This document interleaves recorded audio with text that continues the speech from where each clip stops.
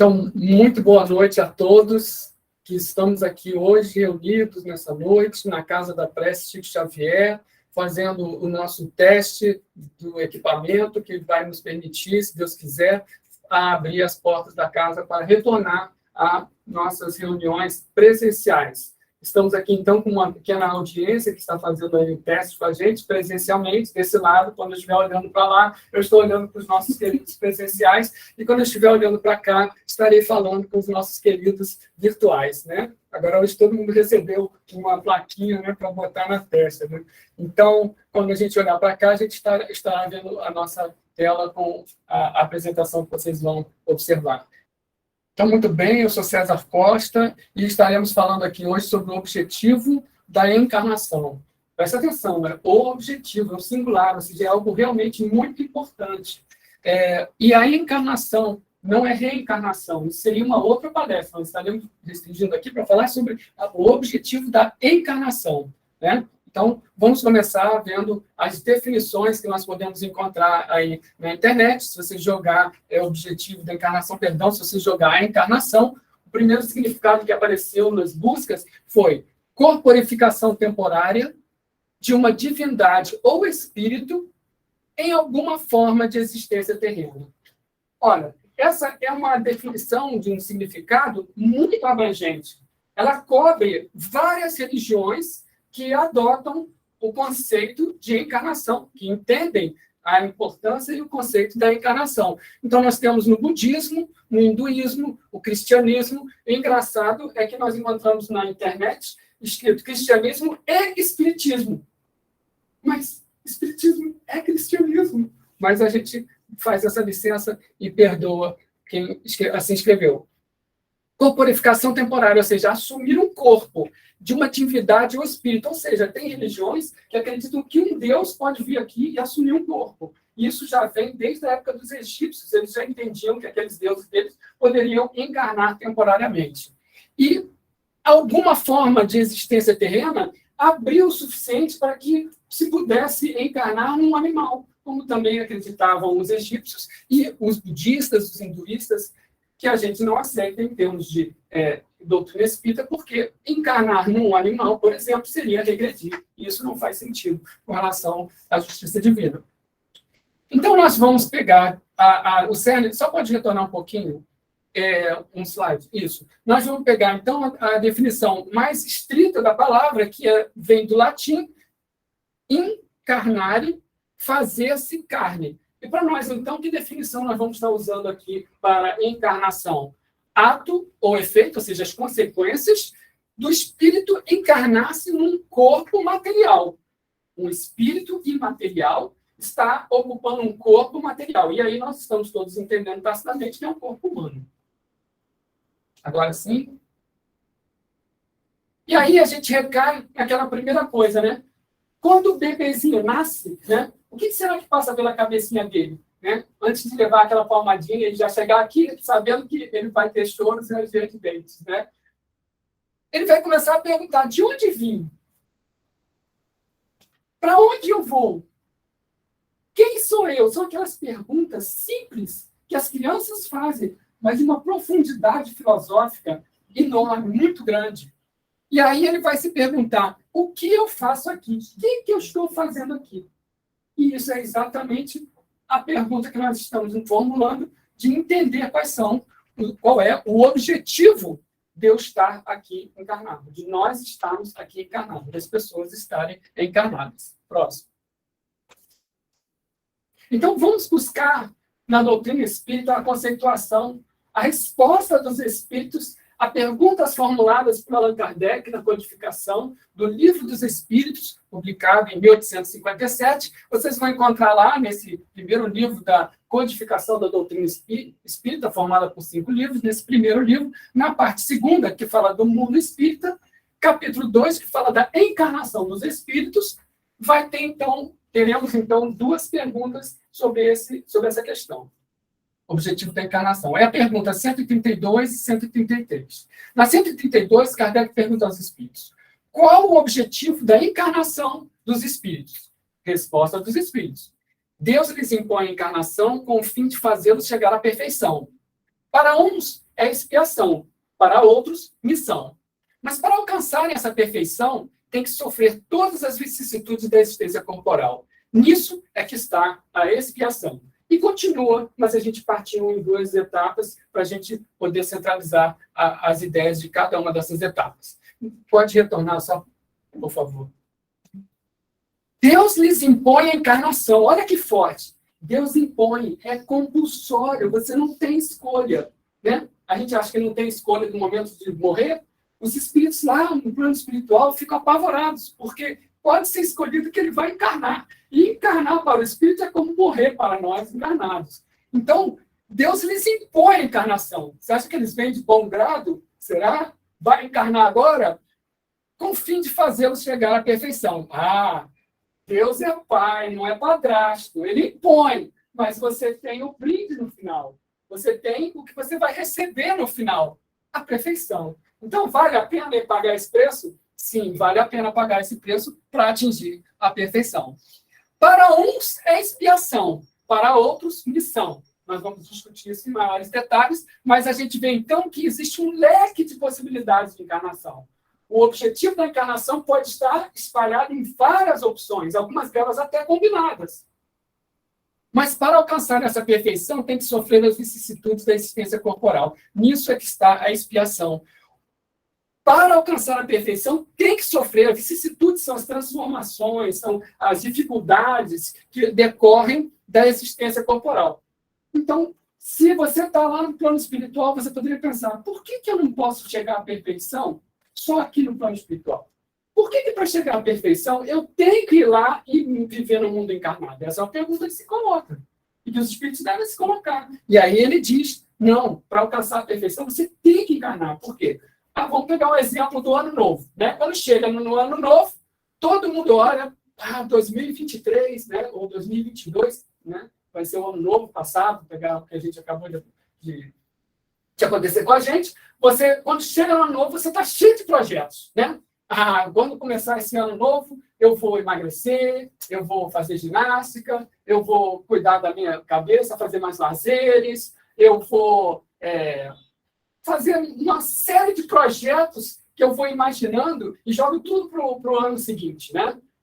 E quando começa o ano seguinte e vem a realidade da vida, a rotina, o dia a dia, as dificuldades que eu não estava contando com, quantos desses planos realmente eu consigo executar e quantos que vão ficar para o ano novo de 2023? A gente não sabe. Porque é fácil na teoria, de boas intenções, aquele lugar danado está cheio de gente, né? Então, a gente tem aqui uma colocação de que não basta eu querer, eu tenho que ir lá e exercitar, eu tenho que demonstrar que nas dificuldades eu vou manter. É muito fácil eu chegar lá no plano espiritual e dizer, não, quando eu encarnar, eu vou olhar para os mais pobres. Quando eu encarnar, eu vou perdoar 70 vezes 7. Quando eu encarnar e me baterem numa face, eu vou virar a outra face.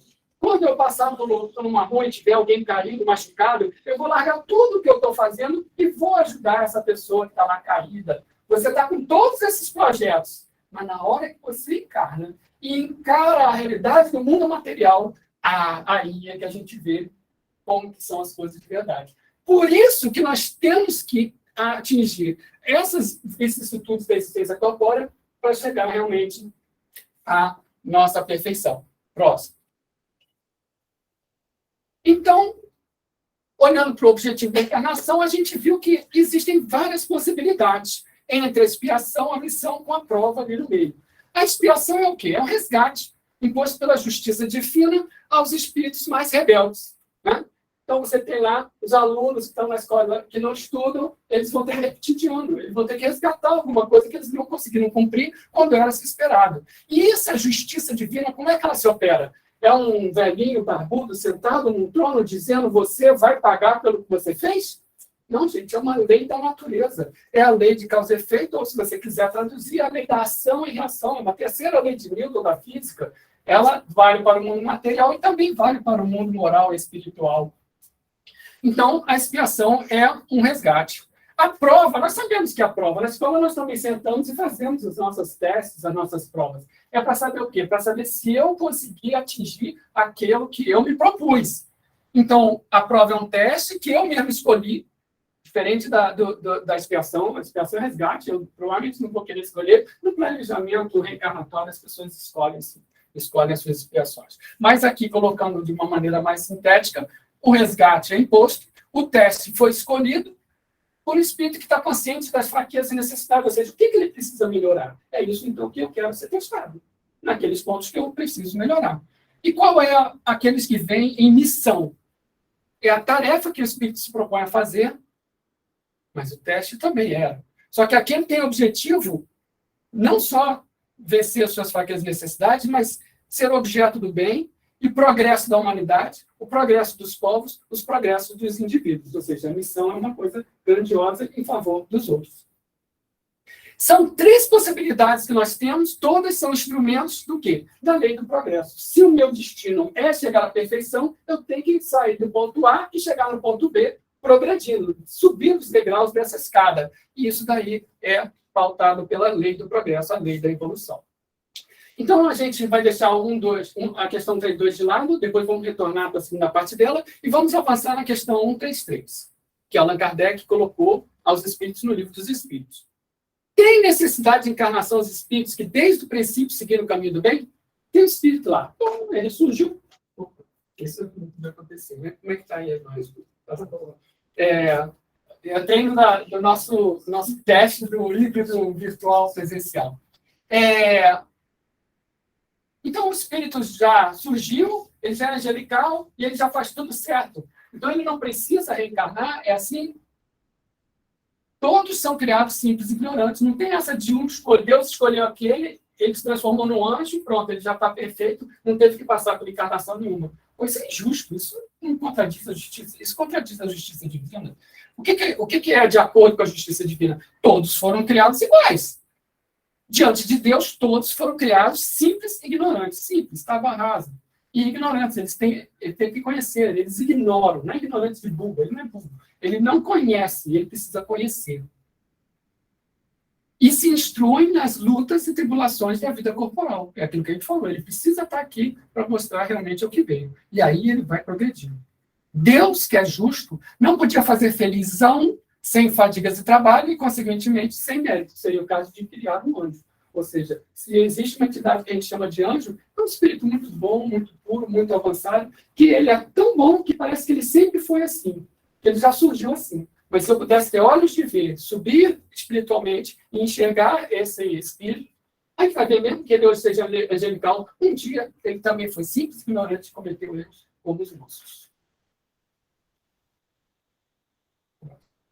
Então, vamos falar um pouquinho de um filme que é um dos meus favoritos. É um filme antigo, gente, 1991, chama Um Visto para o Céu, Defending Your Life, em inglês. A tradução não ficou muito boa, não, mas Um Visto para o Céu. É um filme com Meryl Streep, ganhadora de Oscar, Albert Brooks, e com a participação especial de Shirley MacLaine, que também ganhou Oscar. Como é que é essa história, Um Visto para o Céu? O nosso amigo Daniel, ele sofre um acidente de carro e desencarna. E aí aparece nessa colônia, tipo o nosso lar. Só que ela tem um objetivo específico. Ela é a cidade do julgamento, Judgment City. Então, nessa colônia, os espíritos desencarnados vão lá e ficam revendo as suas vidas passadas. Vão passar trechos das suas vidas passadas para que elas sejam avaliadas por juízes. Na verdade, as pessoas chamam de juízes, mas não é juiz, não estão lá para ser julgados. São avaliadores, igual o professor. O professor é um juiz? Não, o professor está fazendo uma avaliação. Se você fez o teste, você vai tirar uma nota alta ou baixa. Depende de como que você foi para ser avaliado. Então, esses mentores vão avaliar os espíritos durante 1, 2, 3, 4, 5, uma semana, dependendo do caso de cada um, e aí vai decidir se esses, Júlia, a moça, ou Daniel, o rapaz que morreu lá no acidente de carro, voltam à Terra ou se eles morrem adiante. Aí, então, a gente vai vendo que essas duas pessoas, o Daniel e a Júlia, se encontram lá no plano espiritual, nessa Judgment City, e sentem uma afinidade enorme. Eles não lembram de quando eles já se conheceram, mas provavelmente eles já se conheceram porque a afinidade foi instantânea. E o Daniel, coitado, ele está lá para ser julgado, avaliado por 4, 5 dias. Todo dia ele tinha que ir lá e assistir cenas do passado para ser avaliado. Com a juíza que era a mais feroz e terrível de todas as juízas daquela cidade. Enquanto que a Júlia tinha um dia só e pediram para que ela viesse no segundo dia para repassar os filmes do primeiro dia, porque eram tão lindos. Era assim, uma casa onde ela trabalhava como empregada, pega fogo, e ela vai lá dentro e salva todo mundo, e se lembra do cachorrinho e ainda volta lá e salva o cachorrinho. E todos choram quando assistem a vida dela.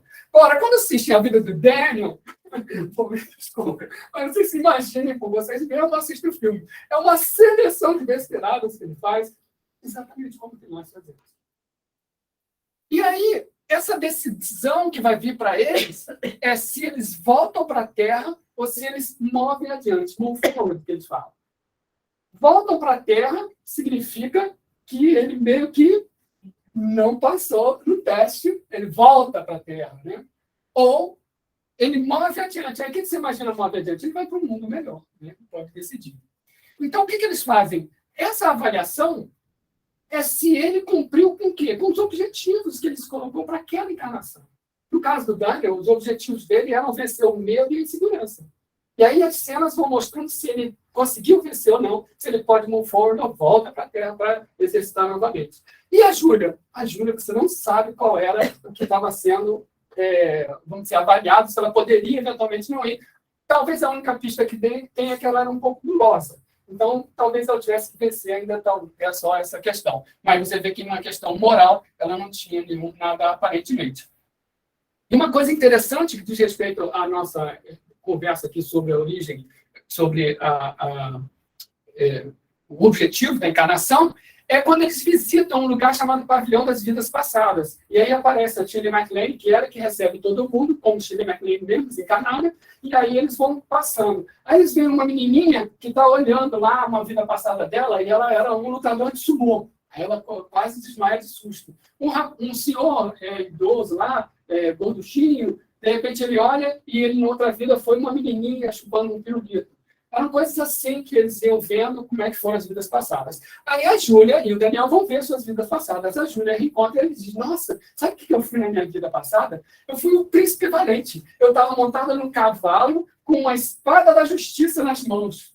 E você, foi o quê, Daniel? Aí o Daniel, eu fui a janta. Aí mostra a cena, ele era um indígena correndo com um leão atrás dele, né? Então, a gente está vendo que vocês podem ter objetivos diferentes para situações diferentes. O objetivo de reencarnar do Daniel indígena, não desrespeitando os indígenas, colocando apenas uma metáfora de um espírito que ainda está ligado ao mundo primitivo, que não é verdade no caso dos nossos indígenas. Mas a gente tem, então, a situação primitiva retratada naquela cena, e essa situação primitiva existe dele o objetivo de quê? De sobreviver, de desenvolver uma maneira de sobreviver. Ele tem que buscar uma maneira de sobreviver. E nisso vai consistir a grande progresso dele. Enquanto que ela, que já tinha atingido as questões morais, ela tinha que alçar outros voos e ela conseguiu cumprir nessa vida provavelmente tudo que ela objetivou. Então, nós vamos voltar a essas questões, mas agora nós vamos, então, pegar esse gancho das diferentes estados dos mundos e colocar qual é a possibilidade da gente evoluir. Então, vamos fazer uma comparação. Essa comparação está sugerida por Allan Kardec no capítulo, no Evangelho segundo o Espiritismo. Ninguém poderá ver o reino de Deus se não nascer de novo. A gente vai fazer a seguinte comparação. Vamos pegar aí os níveis de escolaridade e vamos comparar com as diferentes moradas na casa do meu pai. São mundos que estão em estágios diferentes de evolução, porque as espécies materiais evoluem, como Darwin mostrou, os espíritos evoluem, como está retratado no Livro dos Espíritos, e os mundos acompanham os espíritos, ou vice-versa, os espíritos acompanham os mundos nos seus graus de evolução. Existe uma evolução dos mundos. Então, nós temos aqui a criação divina é a creche, é o primeiro encontro do espírito com o conhecimento. O mundo primitivo é o ensino fundamental, é o primeiro estágio em que há realmente um desenvolvimento. O ensino médio é um mundo de provas e expiações, como nós estamos. O ensino superior é o de regeneração. A pós-graduação seria os mundos felizes e ditosos, e a docência seria a morada dos espíritos puros. Então, você vai encontrar lá no capítulo 3 do Evangelho segundo o Espiritismo essa descrição de cada um desses mundos. Mas vamos olhar, então, para cada um desses mundos de novo, nos perguntando qual o objetivo de eu estar naquele mundo. Bom, se eu acabei de ser criado e eu sou bebezinho na creche, não espera muito de mim. Eu sou um espírito simples e ignorante. Qual vai ser o meu grande objetivo agora, né, do bebezinho? Aprender a andar, aprender a falar, aprender as coisas mais básicas de todas, para começar a história, né? Então, no caso, seria o objetivo para o espírito encarnado, criado, desenvolvimento do seu livre-arbítrio. Que quando ele não tem livre-arbítrio, ele também não tem nem mérito nem demérito, né? Ele não é ele que está decidindo. Mas como é que eu vou cobrar dele? Eu tenho que primeiro dar o livre-arbítrio a ele. Então, ele vai desenvolver o livre-arbítrio para depois ser cobrado. O ensino fundamental, que são os mundos primitivos, são as primeiras encarnações. E o que eu vou buscar? Se eu estou buscando a sobrevivência, eu tenho que ter o quê? O desenvolvimento da inteligência. O ensino médio é um mundo de expiações e provas. É onde nós estamos, mais ou menos, no meio, né? O que acontece aqui, gente? Vamos combinar? Que predomina o mal? Ainda predomina o mal aqui no planeta Terra. E aí, qual é o grande desafio? Se o mundo primitivo era o desenvolvimento intelectual, vocês acham que a gente já tem desenvolvimento intelectual? Sim, a nossa asa, né, das duas asas da evolução, a asa da intelecto, do conhecimento, está bem levantada, mas a asa da ética e da moral está um pouco quebrada, né, está deficiente. Então, nós estamos aqui para o desenvolvimento ético-moral. E aí, quando a gente for promovido para o ensino superior, corresponderia a um mundo de regeneração em que a transição de espíritos imperfeitos para espíritos benévolos. Após a graduação, aí eu já sou formado, eu vou explorar mais, aprofundar mais os estudos, e eu vou, então, para os mundos felizes e ditosos, onde predomina o bem. Quem é que vai chegar lá? Os espíritos superiores é que tem aberto para chegar lá. Docência. A docência é o mestre, é aquele que vai, não é o mestre do mestrado, é o grande sábio, né? É aquele que tem as duas asas totalmente, absolutamente levantadas, é a morada, então, dos espíritos puros, e só reencarnam se tiverem uma missão sublime. Ou seja, qual o objetivo da encarnação para eles? Eles não precisam mais encarnar para progredir. Eles já atingiram o grau máximo de progressão. Então, eles só vão lá em missão sublime. Próximo. Então, a questão toda que se resume é, para cada mundo, como é que eu vou progredir espiritualmente? Cada mundo tem as suas necessidades de evolução, como a gente viu.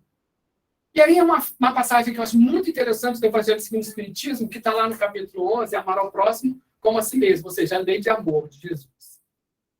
Em sua origem, o homem só tem instintos. Olha aí, a gente muito bonitinho. Né? Quando mais avançado e corrompido, só tem sensações. Olha a gente aqui no mundo de provas e expiações, em que as sensações é que mandam, né? Não deveria ser assim. Nós deveríamos mandar nas sensações. Porque as sensações são vinculadas ao corpo, né? Sensações, como o nome já diz, tem a ver com os sentidos. Então, tem a ver com o corpo material. Mas quem deveria mandar no nosso corpo material é o nosso pensamento, é o espírito. Ele que comanda. Deveria comandar. Quando já instruído, olha só, instruído é a asa da inteligência, e depurado, a asa da moral, ele tem sentimentos, ou seja, não é umas sensações materiais e carnais. Ele já tem o sentimento, aquela coisa idílica, aquela coisa que extrapola a matéria.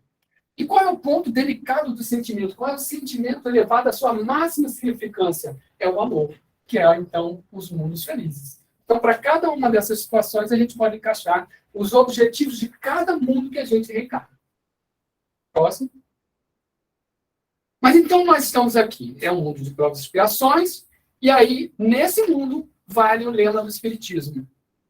Se eu quero progredir espiritualmente, então vamos usar o lema do fora da caridade não há salvação. Esse lema é muito poderoso e a gente deveria estudar ele mais e exercitar ele mais. A caridade é o quê? É a lei do amor colocada em movimento. Eu posso ter o amor aqui dentro, preso, mas se eu não compartilhar esse amor, se eu não fizer nada com esse amor, então eu não estou praticando a caridade. E a caridade é praticar o amor no seu máximo sentido. Então a gente tem que se perguntar, eu estou amando a Deus? O que significa amar a Deus? Seguir as leis divinas. Onde estão escritas as leis divinas? Em nós mesmos, na nossa consciência. Mas se a gente precisar de uma ajudinha, abre o Evangelho. Vai seguir aquilo que está lá. Segue uma lei, a lei maior, amar a Deus sobre todas as coisas e ao próximo como a si mesmo. Então, eu estou amando o próximo? Eu estou saindo de dentro do meu mundo egoístico e indo até aquele que tem necessidades e exercitando a lei do amor? E se eu, enfim, né, se amar ao próximo como a si mesmo, significa que eu tenho que me amar. Isso é uma lei. Eu sou obrigado a me amar. Porque se eu não me amo, eu não amo a Deus. Nem posso amar o próximo. Então, eu estou amando a mim mesmo. Tem uma passagem no filme Defending Your Life em que o advogado dele, tem os advogados perfeitos ali também, o advogado dele vira para ele e diz: Daniel, você foi muito mesquinho com uma pessoa.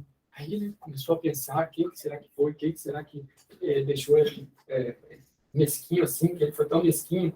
Aí o advogado fala: você mesmo. Você faltou com caridade para você mesmo. Você não foi seu amigo. Você não foi bom para você.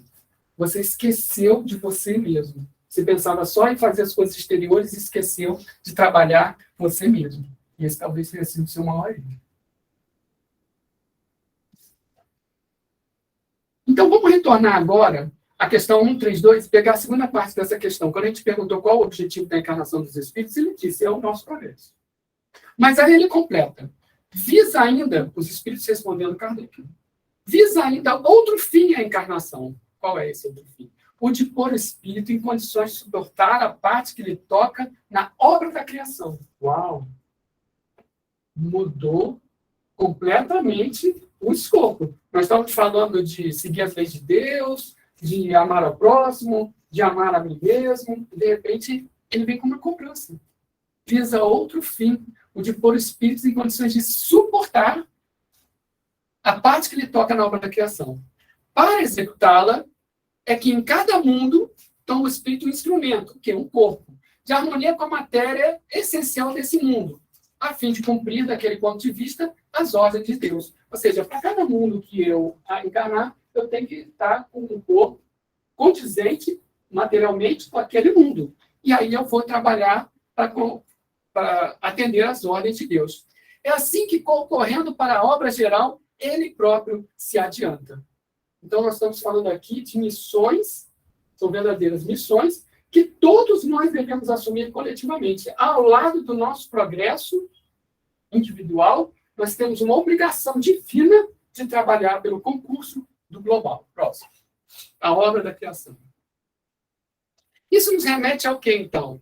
Vamos lá, vamos ler esses livros maravilhosos. A Caminho da Luz, do Espírito Emmanuel, na psicografia do Chico Xavier, e o livro Os Exilados de Capela, de Edgar Armand.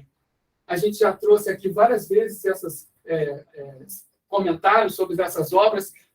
A Conceição esteve recentemente falando sobre construção de um mundo novo, e não dá para fazer isso sem fazer o paralelo com a transição planetária desses espíritos que vieram de outra estrela. Na verdade, eles vieram de um planeta que gira em torno de uma estrela chamada Capela, lá na constelação de Cocheiro, e naquele mundo aconteceu o que é representar simbolicamente por a queda de Adão e Eva. Né? Eles estavam lá num mundo que progrediu, que virou a maravilha dos deuses do Éden, e eles não acompanharam. Como eles não acompanharam, eles foram degradados para um mundo onde haveria choro de ranger de dentes. Então, eles vieram para cá, mas eles não vieram para cá só para resgatar as falhas que eles tinham lá naquele mundo capelense. Eles vieram para cá com outro objetivo, que era de auxiliar, alavancar os espíritos que aqui estavam quando eles chegaram, através do trabalho árduo deles. Agora, imagina você hoje que está aqui, com todas essas maravilhas da tecnologia, né?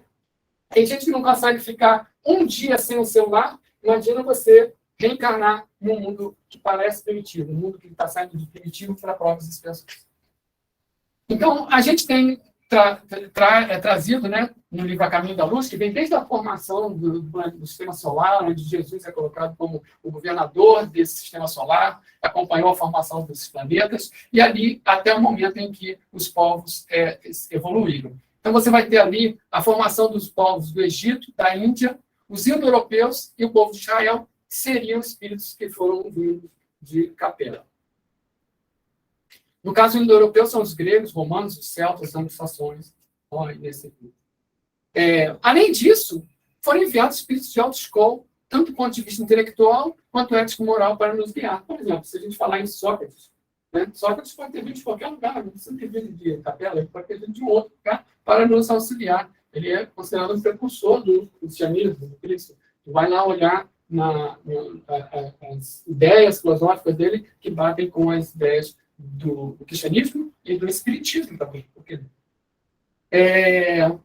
Então, tanto os que vieram de Capela quanto os espíritos que vieram para nos ajudar, espíritos elevados, a unir esforços construindo na Terra uma nova ordem social, filosófica, científica e religiosa.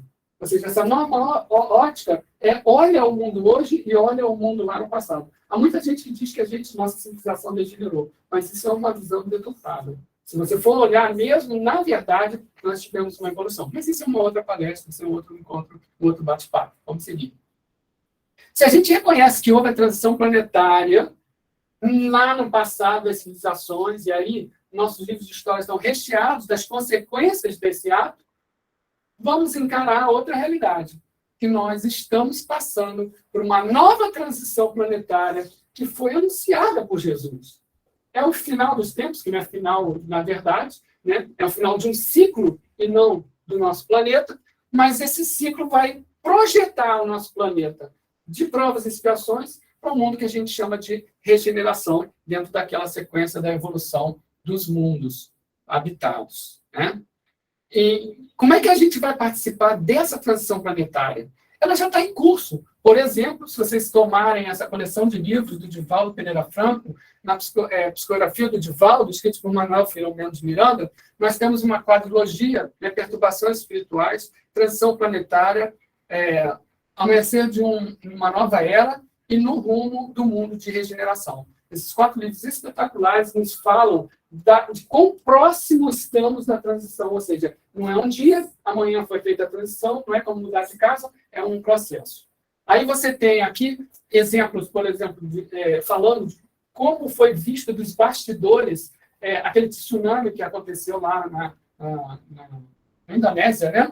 E a gente tem, nesse último livro mais recente, No Rumo do Mundo de Regeneração, citando já sobre o Covid. E tem a participação especial, featuring, né, nesse livro, nosso querido Eurípides Bassanufo. Ele está lá exercitando todo o seu poder, sua sabedoria, em prol dos necessitados. Lembrem que ele participou da gripe espanhola e desencarnou em função da gripe espanhola, tentando ajudar o máximo número de pessoas lá em Minas Gerais, quando isso aconteceu. E agora ele estava no Covid também exercitando o seu amor por nós. Estamos nos habilitando para contribuir para o adiantamento da humanidade, atendendo, então, aquele outro desígnio das nossas encarnações, dos objetivos das nossas encarnações. Não é pensar só em mim, mas pensar no mundo inteiro. Estamos seguindo a trajetória dos exilados. Vamos para outro caminho. Vamos ser expulsos do Éden. E aí tem que começar do zero sem celular. Vou aumentar isso? É melhor a gente mudar já. Então, vamos olhar aqui um conselho do nosso querido Chico Xavier, que vale para o que nós devemos prestar atenção, particularmente nesse momento de transição planetária. Fala ao nosso querido Chico. Os espíritos amigos sempre mostram disposição de nos auxiliar. Estamos cercados de espíritos. Nosso diretor espiritual está aqui conosco. Outros espíritos amigos, familiares também. Mas é preciso que, pelo menos, lhes ofereçamos uma base. Eles estão aqui junto de nós, mas nós temos o livre-arbítrio. Se a gente não exercer o livre-arbítrio, eles não podem exercer por nós. Eles têm que esperar a nossa decisão, o nosso pedido. Muitos ficam na expectativa, muitos de nós, ficam na expectativa do socorro do alto, mas não querem nada com o esforço de renovação. Ficou pesado aqui. A gente quer, mas não faz nada. Não faz um esforço para renovação. É quem quer, está acostumado com aquela questão fácil, do imediatismo. Né? Existem pessoas que chegam na casa espírita, frequentam algumas reuniões, e dali a pouco elas saem objetivamente ou arranjando uma desculpa, porque reunião sim, reunião também, está pedindo para fazer reforma íntima. E a reforma íntima dá trabalho. E a reforma íntima exige da gente uma vontade. E aí nem todos estão com essa vontade suficiente para se esforçar na sua renovação. O que essas pessoas querem? Querem que os espíritos se intrometam na sua vida, ou seja, vencendo seu livre-arbítrio e resolvam seus problemas. Ah, muito chato, não resolvi meu problema, eu vou embora daqui, porque eu quero que alguém resolva o meu problema. Ora, diz Chico Xavier, esse é o Chico Xavier, né, gente? Respeito. Nem Jesus Cristo, quando veio à Terra, se propôs a resolver o problema particular de alguém. Tem alguma passagem no Evangelho em que ele vai lá e resolve pela pessoa, até às vezes a cura do paralítico, ele vira e fala assim, você quer ser curado? Quero. Então, sua fé te curou. Sua fé te curou. Ou seja, nem Jesus interferiu. Deixou que a pessoa fizesse o esforço dela. Primeiro ele perguntou se você quer ser curado. Você tem vontade mesmo? Ora, nem Jesus, quando veio à Terra, se propôs a resolver o problema de alguém. Ele se limitou a nos ensinar o caminho que necessitamos palmilhar por nós mesmos. Ele se limitou a ensinar o caminho. Nossa, é um limite maravilhoso, né? Que está aí a nosso dispor. Eu sou o caminho, a verdade e a vida, que nós podemos palmilhar e seguir. Próximo. Bom, como é que será que termina o filme do Visto para o Céu? O julgamento termina. Não é um julgamento, é igual ao professor, é uma avaliação. Mas ele se sentia tão julgado que ele realmente se sentia em um tribunal. Não é um tribunal. O julgamento terminou. Então, agora, cada um vai receber a sua próxima meta. A Júlia está no aeróbus. Vocês lembram o aeróbus? É o meio de transporte que André Luiz, espírito, na psicografia de Chico Xavier, nos escreve no livro Nosso Lar, os aeróbus. E a gente recorda aqui a Egorina Cunha, sobrinha de Eurípides Barçanufo, que dizia que de tudo que ela viu, porque ela foi levada em desdobramento no sonho pelo espírito Lúcio até Nosso Lar, e quando retornou das suas reminiscências, ela fez os desenhos de como que era a cidade, e que, inclusive, esses desenhos foram utilizados como a base do filme Nosso Lar. Quando ela voltou, perguntaram para ela, o que você achou mais bacana no Nosso Lar? E ela falou, foi andar de aeróbus. Né? E aí depois eles fizeram até uma musiquinha, né, contando que a Egorina adorava o aeróbus. Né? Então ela falava sempre muito disso. E, para nosso espanto, quando você chega lá na cidade do julgamento, Julian City, logo nas primeiras cenas que eles entram lá na colônia, eles já vão direto do aeróbus. Ou seja, deve ter mesmo, porque vieram de informações bem diferentes. Está lá. Júlia está no aeróbus. Para onde vai o aeróbus dela? Está lá 10 ônibus flutuantes, plasmados, prontos para partir. Ela está num. O Daniel está num outro aeróbus. Qual o destino desse outro aeróbus? Para onde vocês acham? Retornar da Terra. E aí é um golpe. Ele estava indo bem. Só que no próprio plano espiritual, ele se amedrontou com uma situação. Ele ficou inseguro e se amedrontou com uma situação lá. E foi isso que reprovou ele de seguir adiante. Não foi o que ele tinha feito. Ele continuou. O que ele tinha feito só corroborou que ele continuava. Ele não tinha mudado. Que ele vacilou e se amedrontou. E aí agora, ele sentindo aquela sensação de afinidade, fraternidade, de amor pela Júlia, o que ele vai fazer? Era preciso que ele vencesse o medo, vencesse a sua insegurança. Porque se ele foi, entre aspas, reprovado ali mesmo no plano espiritual, ele também poderia virar o jogo e ser aprovado ali no mundo espiritual. Então, ele teria que tentar uma última atitude para vencer o medo e a insegurança. O que vocês acham que vai acontecer com os dois personagens? Os ônibus que estavam um do lado do outro vão sair e se afastar? E ir embora? E se encontrar daqui a N vidas? Que sabe? Ou será que ele vai tentar sair do ônibus, sair correndo e mostrar que ele é corajoso o suficiente para fazer isso num ambiente totalmente hostil, tudo eletrificado, levando choque, e aí ele consegue entrar dentro do aeróbus que ele desejava para encontrar ajuda. Mas eu não estou dizendo que esse é o final, eu estou dizendo que isso é uma possibilidade. Vocês assistam o filme, que é muito bonito, muito bacana. pouco valorizado, pouco conhecido. Tá? Objetivo da encarnação. A gente falou. O principal objetivo da encarnação é atender a lei do progresso. Não dá para progredir só sentado lá no mundo espiritual. Não dá, infelizmente. A gente vai ter 1000 ideias, todas as ideias são maravilhosas, mas eu não fui colocado para realmente a provas. E estamos falando particularmente do mundo de provas e expiações. Então, não fui colocado a provas, nem fui colocado nos resgates. Mas vamos supor que o espírito nem é desse mundo de provas e expiações. Ele também precisa encarnar, mesmo que ele seja um espírito de um mundo mais avançado. Só os espíritos puros que estão lá no mundo perfeitos é que não precisam encarnar novamente. Mas todos nós precisamos encarnar em geral.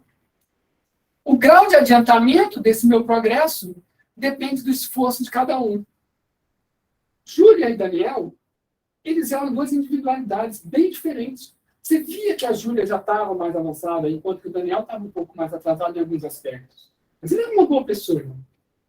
O que fez eles terem essas posturas diferentes? A iniciativa de cada um.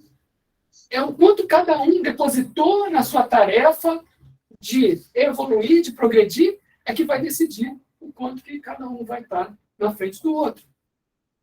Então, o grau de adiantamento depende do esforço íntimo de cada um. Olha a gente falando aí da reforma íntima, mais uma vez. Não dá para não falar da reforma. Está no conceito central do livre-arbítrio, ação e reação, reforma política. A gente, então, depende, o nosso grau de adiantamento depende do esforço íntimo de cada um, exercitando o poder da sua mente. Que nós falamos aqui sobre o poder da mente, citando, inclusive, o exemplo da Igor da Cunha. Né? O Gustavo trouxe aqui para nós, junto com o Estevão, as informações sobre o poder da mente. Dirigida pela vontade. Meu poder da mente não pode ser ao léu, levada, deixa a vida me levar. O meu pensamento é poderoso se eu souber exercer a vontade sobre ele, direcionar o meu pensamento com a vontade. No serviço do bem comum e da nossa própria imunidade. Então, esses foram assuntos que nós tratamos aqui recentemente, nas vários encontros e conversas que nós tivemos aqui na Casa da Prece, Chico Xavier, pegando exatamente essa questão, que são peças de um quebra-cabeça, mas que quando a gente junta elas todas indicam a mesma coisa. A como a gente obter o objetivo da encarnação, que é atender a lei do progresso. Mas vai além disso, vai mais do que isso. Deus conta conosco para a construção de um mundo novo e melhor. Também tema de uma de nossas palestras aqui. Nós somos artífices. Nós não somos só recebedores. Nós temos que dar a nossa contribuição. E é interessante ver que nós estamos realmente num mundo de transição. Porque os jovens estão cada vez mais preocupados com questões não egoísticas do que nós, mais antigos, vamos dizer assim, eufemisticamente. Os jovens, cada vez mais, eles estão com consciência ecológica, consciência moral. A gente tem assistido isso e tem surpreendido. E isso faz parte, claro, como uma das características de estar no mundo de transição para o mundo de regeneração. Então, era esperado que assim fosse. Mas é bonito de ver essa questão já aparecendo nos jovens. Então, Deus conta conosco para a construção de um mundo melhor. E nosso planeta, o planeta Terra, que está em transição espiritual, e por isso que nós podemos ficar aqui, agora é diferente, né? Ficar aqui é a parte boa, né?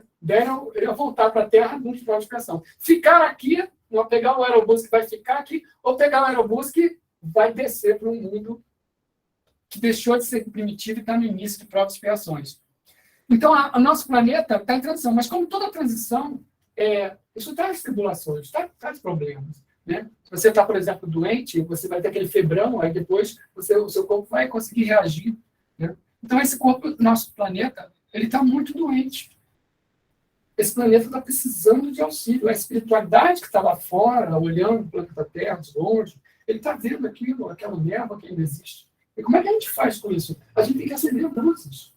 Nós temos que acender luzes. Cada um individualmente, os grupos religiosos, as pessoas em geral, mesmo sem uma religião, a gente tem que acender luzes. É a única maneira de fazer realmente esse mundo modificar. E quanto mais a gente sofre, mais a gente é, então, levado a tentar alguma coisa. Durante a pandemia, as ações de auxílio, de empatia, né? A palavra que foi cunhada, né? Virou a palavra da moda durante a pandemia do Covid-19, é a empatia. Então, esse planetinha nosso está precisando de muita paz e amor. E a gente separou aqui um vídeo. Tem tempo para o vídeo? Tem, né? Tem. Acho que dá para passar ele inteiro, né? Eu acho que dá para passar o vídeo inteiro. Que vídeo é esse? É um tributo ao Michael Jackson, que fez uma música chamada Heal the World, que em português foi traduzida por paz, a paz, que é o que nós precisamos bastante, né? Paz e amor. Então, esse grupo da Índia, né, eu acho que é um casal da Índia, Mahat e Bunny, eles fizeram um projeto na internet de fazer um tributo ao Michael Jackson cantando essa música Heal the World, mas quem vai cantar e tocar são crianças, de várias partes do mundo. E eles fizeram remotamente e juntaram tudo. Claro, fizeram remotamente, imagina. Eles filmaram, eles completaram esse trabalho em agosto de 2016, né, se não me engano, e ele está em inglês, com legenda em inglês. Se alguém quiser ver o significado da letra, a gente colocou um outro link aqui, que é o Leonardo cantando com um americano, em que aparece a legenda em português. Mas aqui a gente pegou essa porque compreende bem o objetivo da nossa encontro aqui, falando daquela necessidade da gente se imbuir da responsabilidade que nós temos em ajudar Deus na evolução da sua criação. E isso faz parte disso. Isso que eles estão fazendo aqui é fazer parte da evolução. Vocês vão ver por quê. Pode rodar.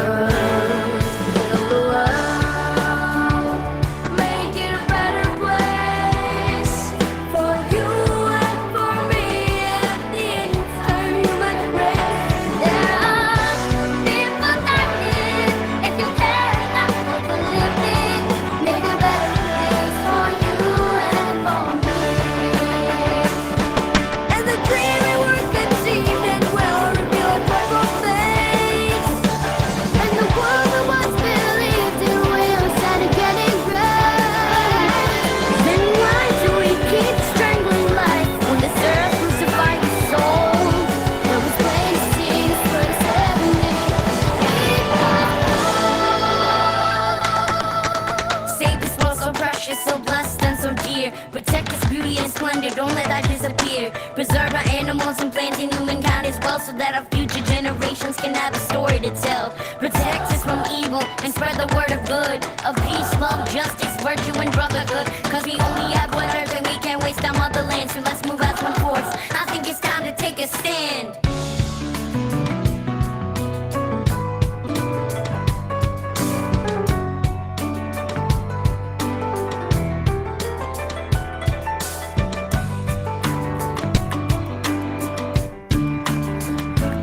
We could fly so high that our spirits never die. In my heart, I feel you are all my brothers. Create a world with no fear.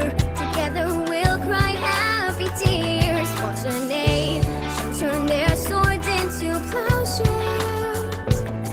We could really get there if we cared enough for the living. Take a little space to make a better place. Build the world, make it a better place for you and for me. Inside the race, people dying, if we get enough for the living, make a better place for you and for me. Build the world, make it a better place. Oh, you and for me and the entire human race. Never leave what I need.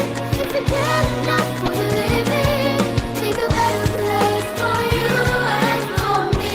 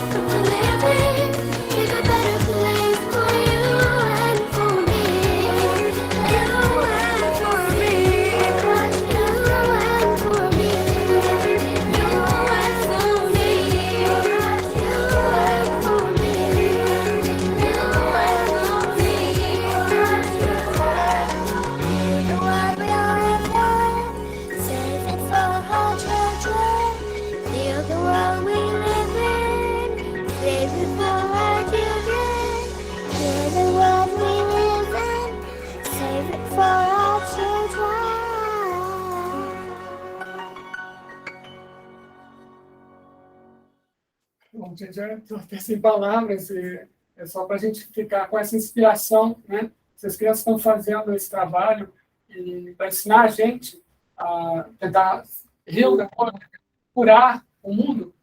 Vamos nós fazer a nossa parte. Então, ficamos todos na paz de Jesus, nosso muito querido, que assim seja.